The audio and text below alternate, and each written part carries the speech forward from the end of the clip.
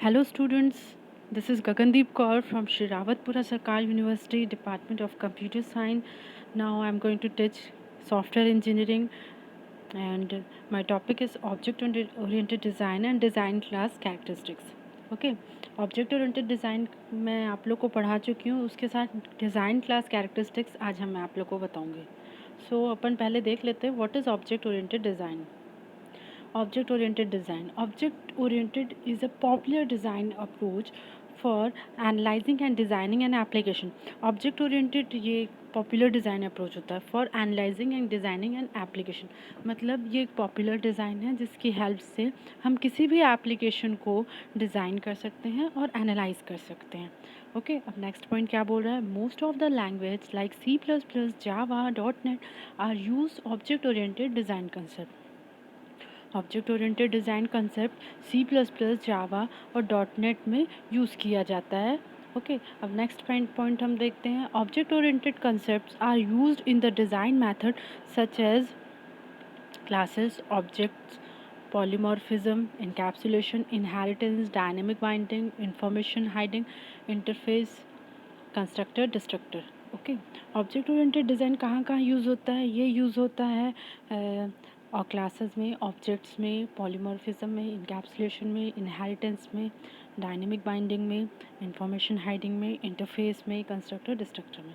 Okay अब हम अपन main topic में आते हैं. Design class characteristics.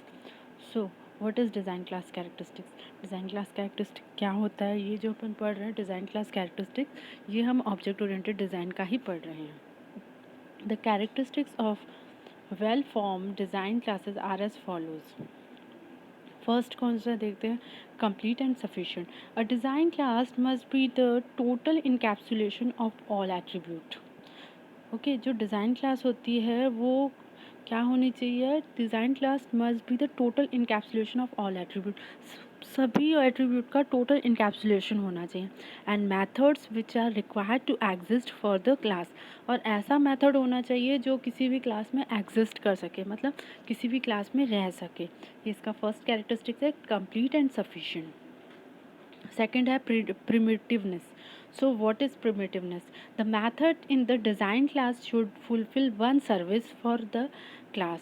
Okay, the method in the design class should fulfill one service for the class. मतलब इसमें जो मेथड होता है किसी भी क्लास की एक सर्विस उसको फुलफिल करनी पड़ती है. If service is implemented with a method then the class should not provide another way to fulfil same thing. अगर उसी सर्विस की हेल्प से जो मेथड इम्प्लीमेंट हो गया तो उसका कोई अलग दूसरा तरीका ये यूज़ नहीं करते. ओके फिर नेक्स्ट है हाई कोहेजन. हाई कोहेजन क्या होता है. कोहेजन कपलिंग मैंने आप लोग को बताया था. कोहेजन क्या होता है, कपलिंग क्या होता है, इसका भी वीडियो है, आप लोग उसमें देख लीजिएगा. So what is high cohesion. Cohesion design class has a small and focused set of responsibility.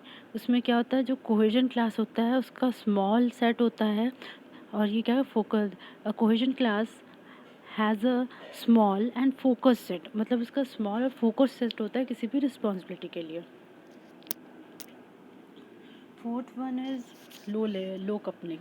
Okay low coupling क्या होता है. All the design classes should collaborate with each other in a design model. मतलब सारी चीज़ें model में अच्छे से क्या होनी चाहिए, कोलैबोरेट होनी चाहिए, मतलब एक साथ अरेंज होनी चाहिए. The minimum acceptable of collaboration must be kept in the model. मतलब उसका कोलैबोरेशन जो होता है उसका मिनिमम होना चाहिए. The minimum acceptable of collaboration. मतलब किसी भी मॉडल में जो कोलैबोरेशन होता है वो एकदम मिनिमम में ही हम उसे एक्सेप्ट कर सकते हैं.